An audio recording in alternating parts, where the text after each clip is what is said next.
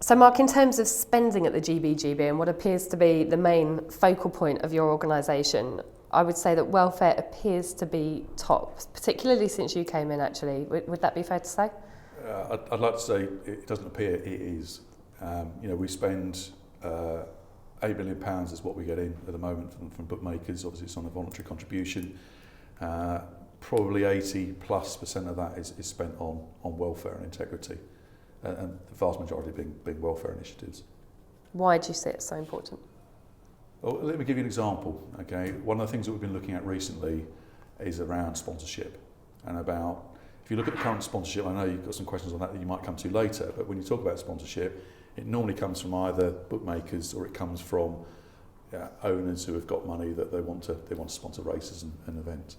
So why isn't it coming from other areas? Why can't dog racing have a Tattinger Cup? Just because it's champagne doesn't mean to say it won't be drunk by it would be very nice. Our greyhound community.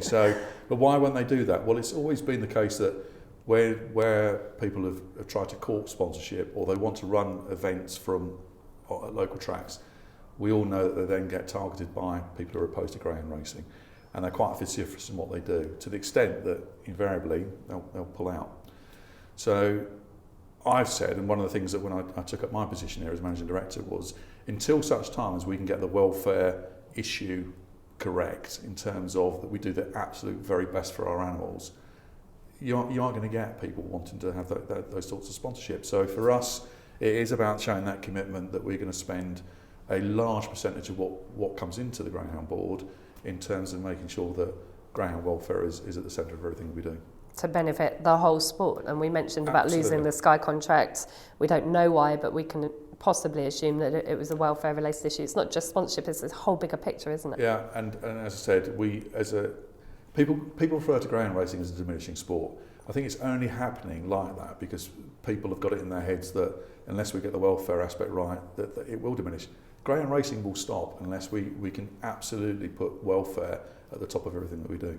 And as such, you have introduced several new schemes. I would talk about the injury recovery scheme first of all, which, as far as I can see, has been a total success.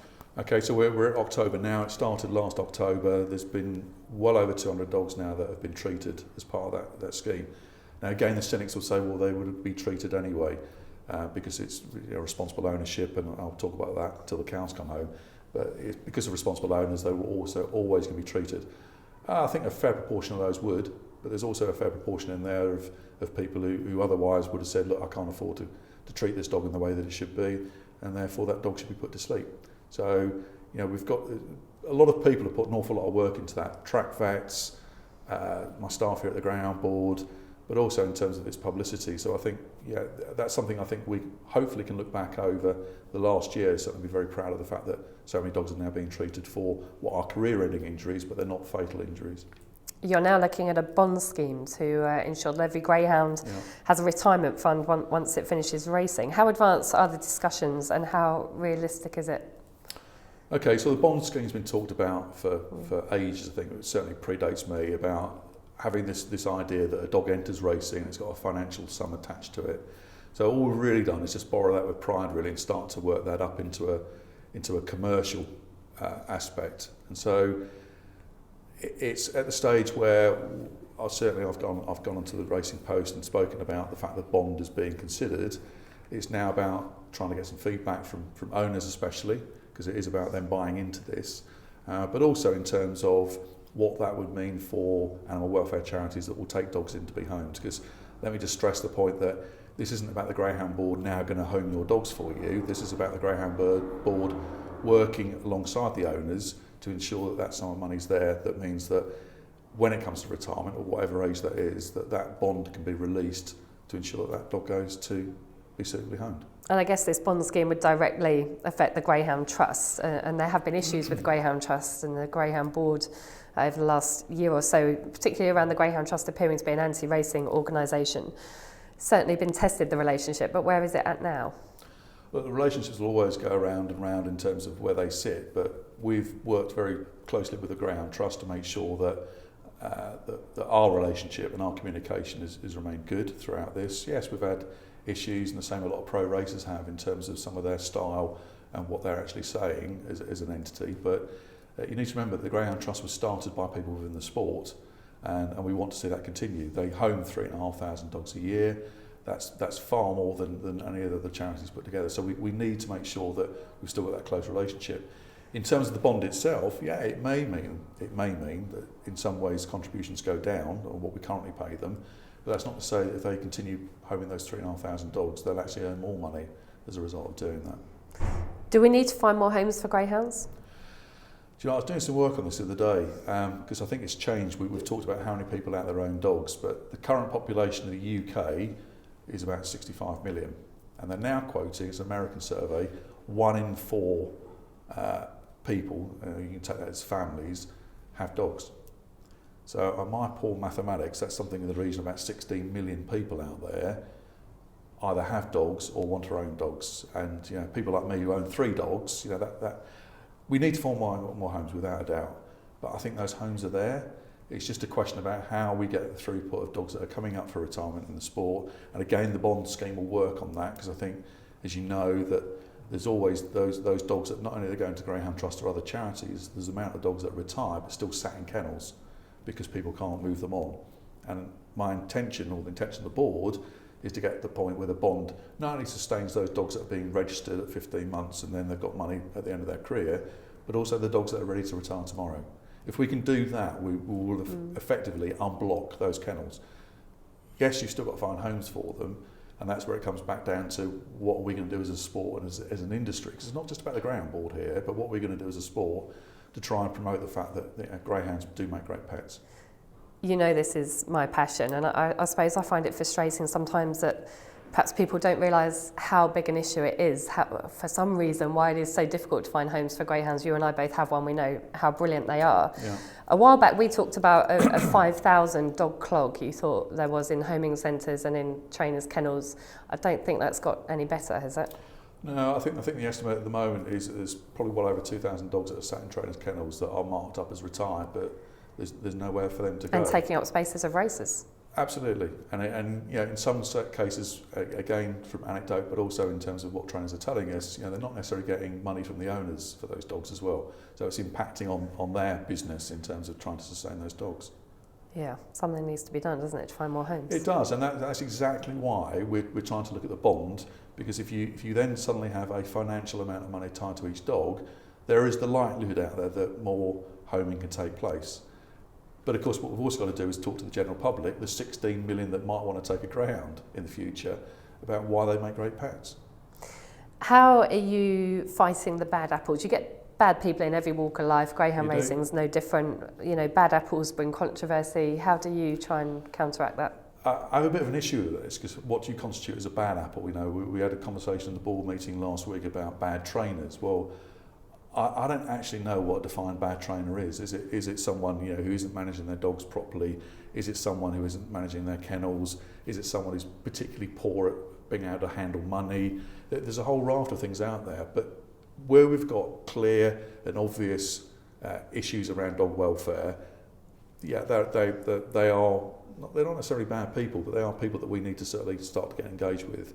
And if we can't turn it around with those trainers, then of course they need to leave the sport. And we will do everything that we can to make sure they do exit the sport. So it is about having the right level of evidence. It is about making sure that people are doing the right thing by their dogs. It's not a term that I will use in terms of bad trainers or bad apples, but there are people out there who, by the very fact of what they do or they don't do, are pulling our sport down, and that can't continue. I guess that actually brings me to the hotline that you started for people to confidentially report information. Has that been used at all? It has been used. Again, it hasn't had the uptake that perhaps we would like, which again is something that we had to look at ourselves on that and say, well, why is that? But where we have had some investigations that have led to hearings already from that hotline.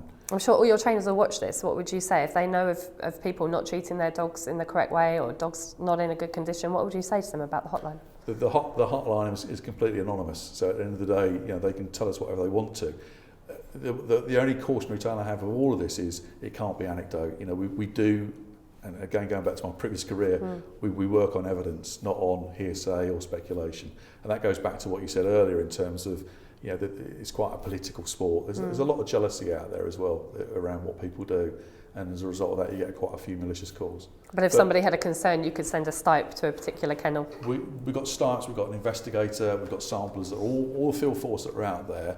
They're all geared up to be able to deal with any comments that people want to make about particular trainers or owners or whatever.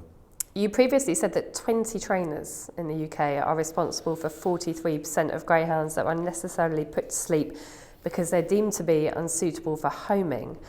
Rather than ban these people, you very much believe that they need to be educated.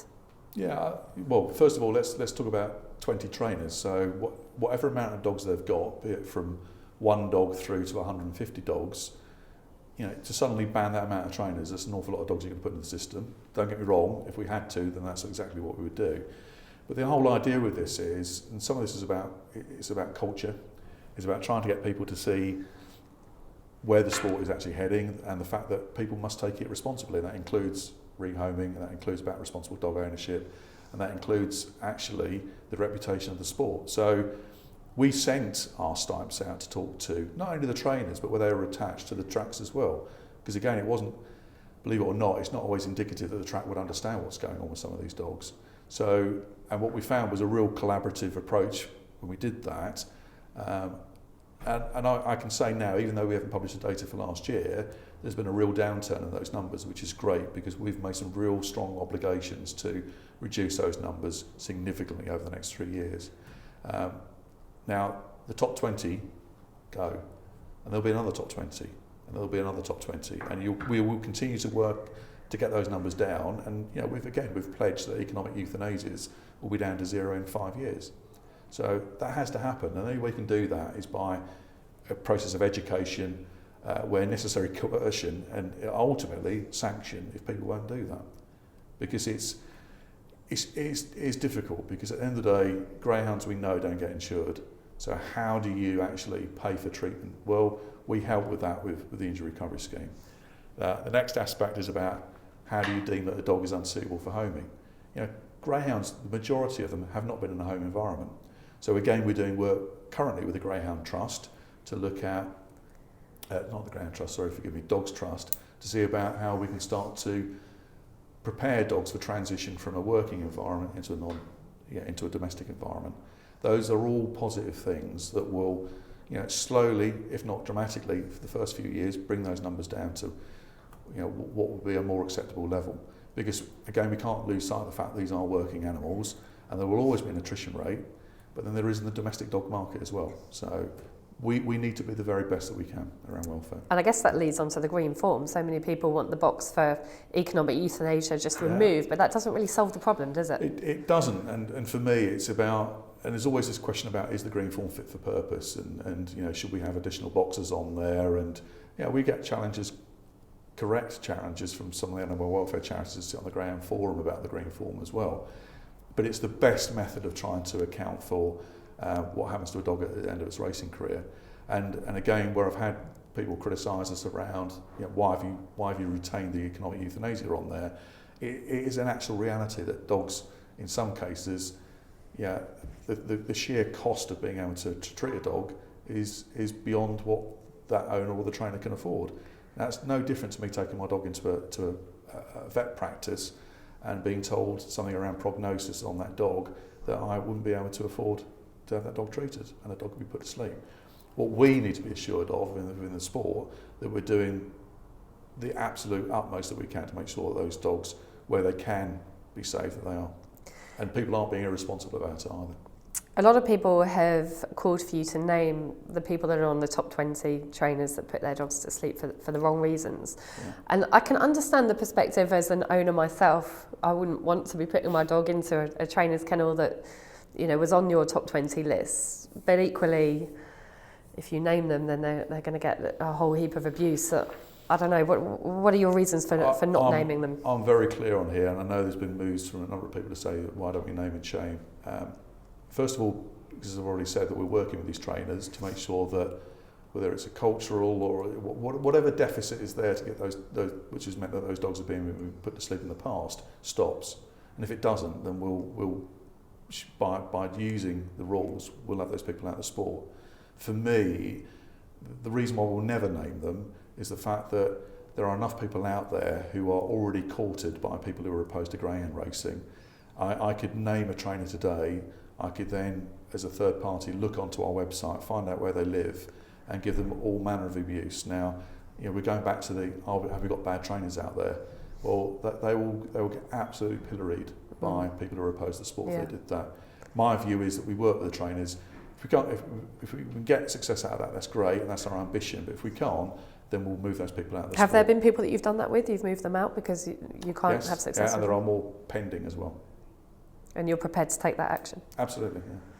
How proud are you of what you've achieved on the welfare front in quite a short space of time that you've been MD?